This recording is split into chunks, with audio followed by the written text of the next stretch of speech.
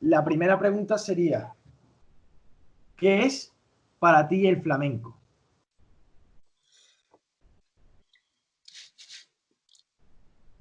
El flamenco es una forma de concebir el mundo muy diferente a como el resto de los seres vivos a lo mejor confrontan su experiencia de vivir.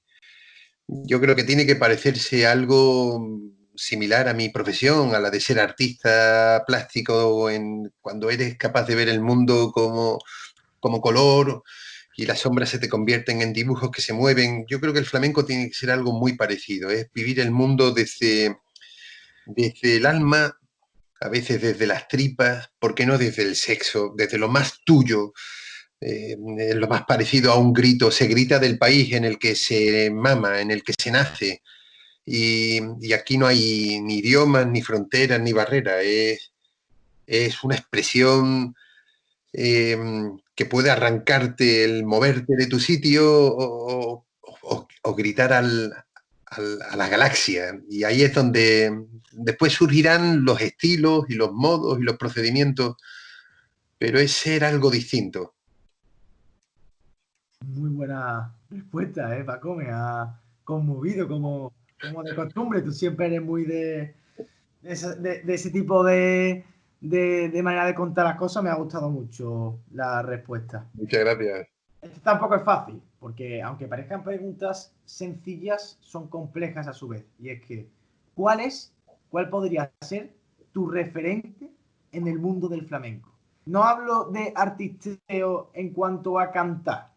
Puede ser un bailao, puede ser imagínate, un poeta de la generación del 27 que escribía lo que tú veas. Sí, yo lo tengo claro, ¿eh? Tengo la respuesta que no necesita meditarse. Y tiene nombre propio y se llama Isidro Muñoz Halcón. Isidro Muñoz Halcón es el uno, 2, 3, creo que es el tercero o cuarto de una saga absoluta en el mundo del flamenco. El más conocido es su hermano mayor, que se llama Manolo Sanlúcar, guitarrista, compositor, músico. Pero Isidro tiene algo que me parece realmente excepcional, y es la invisibilidad. Es un artista desde el pelo más elevado que tenga en punta hasta la planta de los pies, pero no lo quiere decir, no lo quiere expresar. Se ha llevado muchos años acompañando al hermano, ha sido el productor musical de la película Flamenco con Carlos Saura, Sevillana, ya estuvo por ahí pululando. Es una persona siempre entre bambalinas, siempre invisible, pero a cualquier persona del mundo del flamenco que tú le preguntes por producción artística, por arreglos musicales, por temas, por letras, estoy convencido de que te dan como primera opción Isidro. Y yo no hablo como flamenco, ni siquiera te hablo como admirador del flamenco, como un simple escuchante apasionado. No, no, no hablo de eso. Hablo que cuando yo conozco a esta persona por primera vez, me doy cuenta de que hay algo extraño, pero mágico. Y cuando visité su casa, por motivos que seguramente saldrán ahora a lo largo de la entrevista, ya quedé conmovido. Una casa prácticamente vacía, con una librería impresionante, una biblioteca impresionante, de autores increíbles y un único cuadro con un trocito de tela que le pregunté lo que era y era la camisa de Camarón en la boda de su hermana que se la rajó. Y le dije, ¿este tío de dónde ha salido? Y hablaba no sé, hablaba de Albert Camus, hablaba de Pier Paolo Pasolini, me hablaba de artistas plásticos a los que yo veneraba, Matt Rothko, Pollock, y yo decía, ¿este tío de dónde ha salido?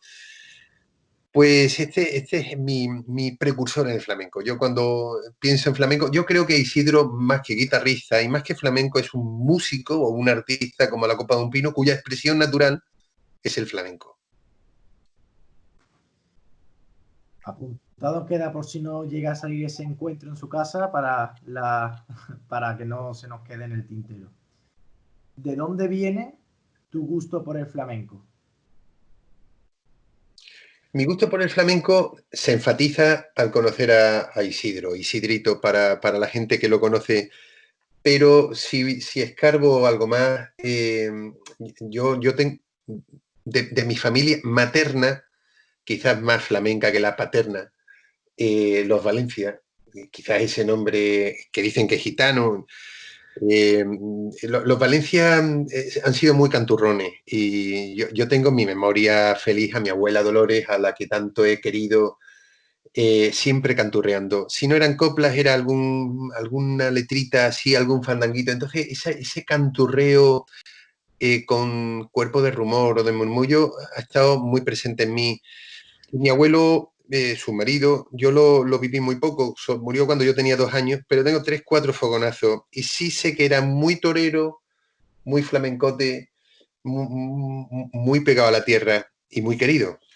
Quizás venga todo por ahí. Qué bueno. Me ha gustado también de los Valencia. Perfecto, perfecto, apuntado queda. Eh, Finalmente lo del palo lo descartamos, así que ya empiezo un poquillo por tu historia ya como profesional ya dentro del mundo del flamenco, tus trabajos. ¿Cuál es tu primer trabajo dentro del mundo del flamenco? ¿Y por qué surge?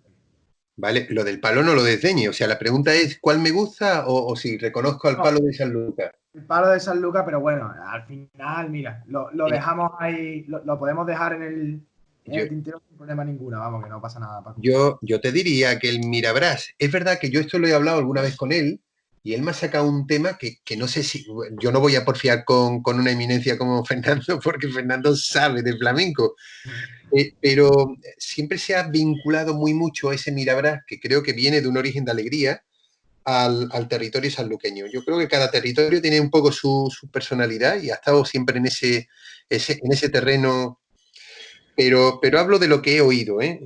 Y no lo puedo defender más de lo que te digo. Mi primer vínculo con el flamenco. Bueno, pues mi primer vínculo con el flamenco quizás se remonta a nivel profesional precisamente cuando conozco a Isidro. Isidro Muñoz, es una persona sorprendente, una persona que vive en lo alto de una panadería, de una saga familiar flamenca, con un padre, el viejo Isidro, que tocaba la guitarra, que han acompañado a los mejores cantadores. Cuando yo lo conozco por el arte contemporáneo. Vine a ver una exposición mía, trabamos amistad, las conversaciones desde el primer día hasta el día de hoy se amplificaban de una manera con nombres, o sea, como si fuera un JCR, pero de los nuestros. O sea, con una meticulosidad, con un valor académico, jalonado de citas, de referentes. Y yo decía, ¿este tío de dónde ha salido? Sabía de mi profesión y de mi oficio, siendo yo joven entonces, más que yo. Y llegó un momento en que me quiso comprar una colección de piezas. Era en 1993. Yo había hecho una exposición en diciembre del 93 en Sanlúcar. Era mi primera gran muestra en mi ciudad, algo que he repetido muy poco, solamente una vez más.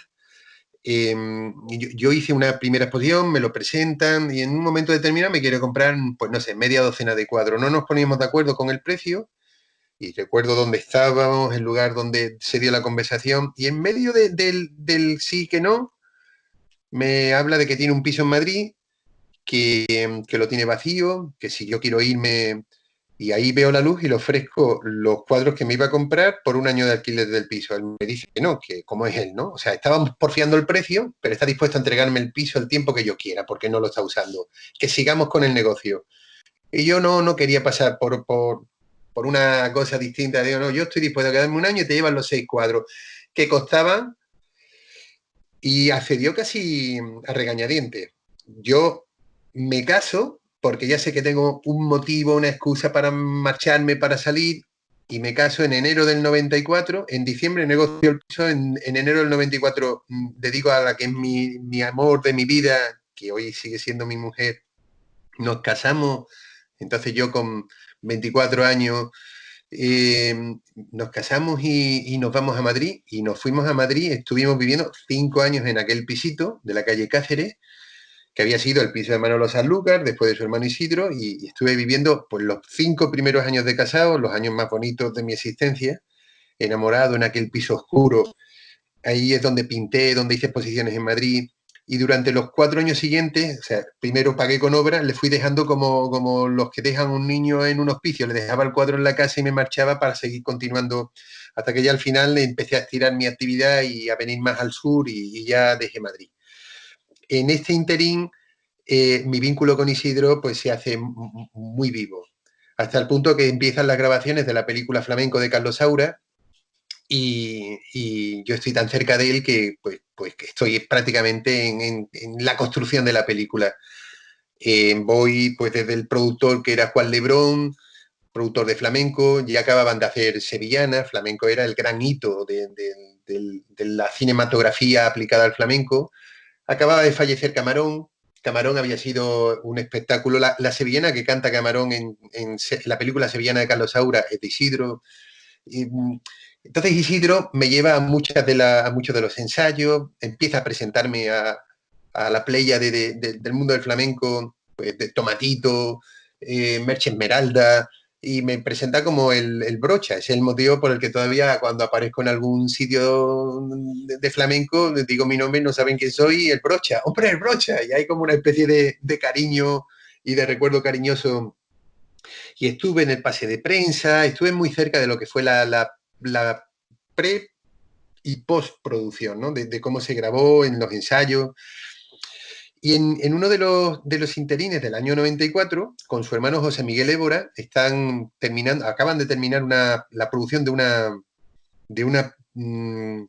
un disco que se haría mítico, que era Una noche de soberbia, de Salmarina, que además recuerdo que se grabó con la London Symphony Orchestra o la Royal Philharmonic, algunas de estas orquestas celestiales en suelo inglés, y estaban pendientes a que yo les hiciera la portada. Vinieron a mi estudio y llegó un momento determinado que en medio de la conversación, explicándome lo que iban buscando, había hecho semanas antes un dibujo pues con una borrachera, con un amigo de estos de la infancia con el que sigo siendo cariñosamente querido, y recuerdo que en medio de la borrachera dibujé a un tío meando literalmente, con una mancha de aceite que parecía orina y el tío con la chorrilla afuera, pues la silueta, y marqué debajo de aquel dibujo Una noche de soberbia. Y cuando miraron el dibujo, me dice, eso es lo que queremos de portada. Y yo, pero si eso es un tío meando. Y ya, pues eso es lo que queremos. Y ese es el título que le vamos a poner al disco. Y yo decía, bueno, pero si esto es porque yo he tenido una noche de estas de locura. No te puedes imaginar. Bueno, tuve que rehacer el dibujo porque la evidencia del pito era tan importante. Lo que hice fue un dibujo más primitivo, más agresivo en el gráfico, más expresionista, pero menos evidente, menos visible. Y una noche de soberbia, pues yo recién casado llego a Madrid y me lo encuentro en todas las paredes pegado, mi cartela a 2 metros de altura, esos papelotes que ponían, la casa creo que era de Sony. Y allí me encuentro en Madrid, pues mi primera experiencia es un disco que a lo largo de los años, te hablo de 1994, después de haber hecho otras muchas cosas en el mundo del flamenco, cada vez que menciono que he sido el autor de esa portada, hay como una especie de cariñosa admiración. Y ni Paco Pérez Valencia, ni carrera, ni doctorado, ni exposiciones en un sitio y en otro, lo que les importa es que haya hecho esa portada. Así que no te puedes imaginar lo feliz que me siento por eso. Qué bueno, ¿eh? No sabía yo que iba a hacer historia cuando me lo contaste por WhatsApp. Digo yo, bueno, el típico encargo, ¿no? Pues, buena historia. Pero ¿Eh? literal, es que era un tío con la churra afuera. Yo le decía, tío, pero seguro que es lo que queréis, esto lo he hecho donde. Yo recuerdo que estábamos con la medio tajá, mi amigo y yo, y fuimos al estudio, él se quedó dormido con la manta de la perra y yo estaba ya tan a gusto y me puse a dibujar, esto una noche de soberbia, nos dio la risa, Qué y bueno, qué eso, bueno. y eso fue lo que vieron, una noche de soberbia, búscalo. Es muy así, es muy rebelde también, a su vez elegante, pero rebelde. El flamenco es muchísimas cosas. Conforme Sí, uno va entre haciendo entrevistas y escuchando, informándose, y lo que lleva ya escuchado, por supuesto, es que el flamenco tiene de todo, ¿sabes? Desde alegría, tristeza, entusiasmo, bueno, de todo. Entonces, pues bueno, muy chulo. Meteremos tu portada durante el vídeo. Queda ahí bien, a ver si metemos, también haremos un articulillo sobre eso. En cuanto Te he hablado sobre el primero, pero si nos puedes contar alguna anécdota más dentro del mundo del flamenco, también lo de las Salinas que me lo comentaste. Sí. Cuéntanos un poco. Bueno, ha habido un par de guitarristas, Juan Carmona y francés, y después con arreglos de de Isidro, precisamente, y después Juan Carlos Romero, que es otro guitarrista muy querido y valorado, onubense. A ambos les he hecho portadas de disco. El último ha sido Río de Rostro, que se ha hecho para Juan Carlos Romero. Pero quizás la aportación más atrevida y sorprendente ha sido una colaboración que hice en el año 2017, en septiembre del 2017, en el que me llamaron la productora 100% Producciones, hecha por dos hermanos, Isidro y Rafa, que me pidieron pues entrar en un proyecto que estaba todavía en momento de inicio. Querían que fuera algo especial y querían simplemente confrontar, tener una conversación. Ese proyecto eh, originalmente iba a llamarse Flamenco Roto y estaba construyéndose a piano de José Miguel Évora y al cante Rafael Dutrera, una voz prodigiosa, excepcional. Empezamos a hablar, hablamos de todo, como siempre suele ocurrir en estas cosas, de filosofía, de arte, de ideas. Y sin saber muy bien cómo, fui entrando, y fueron las conversaciones las que me llevaron a la emboscada. Fui entrando y el afecto, porque esto se construyó en un espacio muy afectivo. El caso es que durante 2 meses prácticamente estuvimos viviendo los tres en casa de Hora. Yo salía de su casa por la tarde o por la noche muchas veces para dormir en la mía, Rafa se quedaba allí. Y empezamos entre los tres a construir un proyecto que en la dramaturgia se apuntaló en uno de mis viajes a México. Escribí la dramaturgia que se llamó Roto, que al final fue el título que se quedó para la evidencia. Queríamos romper con todo. Y hicimos un proyecto a tres manos, o sea, es un proyecto de triple autoría, aunque la música es solo definida por Évora y el cante está puesto desde el alma de Utrera. Mi idea era explorar el espacio escénico y lo que empecé a trabajar fueron mis manos dibujando en el sentido rítmico que marcaba ese cante con esa profundidad musical del piano de Évora. Yo dibujaba, pero dibujaba en el sentido rítmico que marcaba la pieza, cada pieza. Daba igual, hablábamos pues desde una alegría hasta una soleá, pasando por palos que se diferenciaban, sevillanas, esto iba marcándose en función de lo que iba definiéndose. Y elegimos un espacio, estuvimos buscando un espacio marcado por la singularidad y finalmente nos decantamos por las salinas de Bonanza, en la desembocadura del río Guadalquivir, a los pies de San Lucas de Barrameda, un paisaje natural impresionantemente bello. Yo recuerdo que aquellas 2 semanas de preparación de producción jugué a ser Dios en medio de la nada. Me decían la gente de San Lucas, de La Salina, la empresa que gestiona aquello, maravillosos y profesionales, Provasal, nos decían, ¿dónde quieres las montañas de sal? Y yo me dedicaba, pues ya la quiero para allá y quiero que haya un filón más a la derecha. Y era como una especie de semidios haciendo montañas. No te puedes imaginar la noche del concierto, 500 invitados, todo el mundo quería estar, queríamos hacerlo gratis para San Lucas. Al final se abrió a un escenario natural de 850 sillas, aunque al final se abrió la puerta para que todo el mundo que estaba apelmazado en la entrada quisiera vivir aquello. Y mientras el piano de Évora iba introduciendo y la voz rota de Rafa iba marcando el, la vida y la ruta de la vida, mis manos iban explorando lo que iba sucediendo. Lo mío, aún grabado previamente, se hizo prácticamente in situ. Yo, aunque estaba allí enchaquetado con la gente de producción, yo le iba ralentizando porque había interiorizado tanto cada tema que sabía que mis manos tenían que salir, cuando decía la palabra tal, tenían que salir de una manera y yo veía que no llegábamos y tenía un equipazo, tenía una regidora que es Laura Millán, que me ayudó a marcar los tiempos tan profundamente que las tenía marcado en la piel. El caso es que en las últimas 3 semanas yo dormía, desayunaba, comía, vivía y amaba y me acostaba escuchando Roto. Hasta el punto que cuando llegó el día de mi trabajo, de la grabación, yo tenía que los 11 temas que se tocaron, los tenía en absoluta interioridad. Me movía, sabía por dónde quería expresar con mis manos, con ambas manos que aparecen. Son mis manos las que bailan. Y esto es lo que se reproduce en la montaña.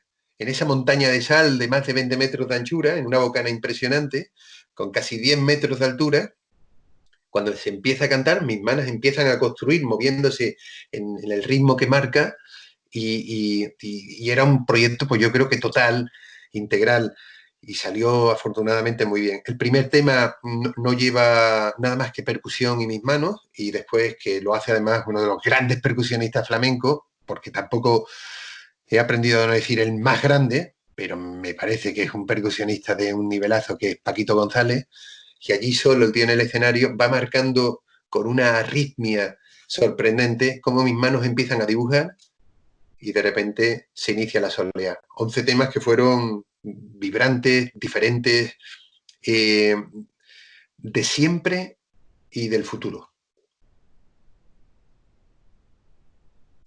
Qué bueno, Paco? ¿Y tienes un vídeo de eso o algo? Sí, hay algunas cosas. Lo que pasa es que nosotros hicimos aquello con idea de invitar a Sanlúcar y de explotarlo con posterioridad.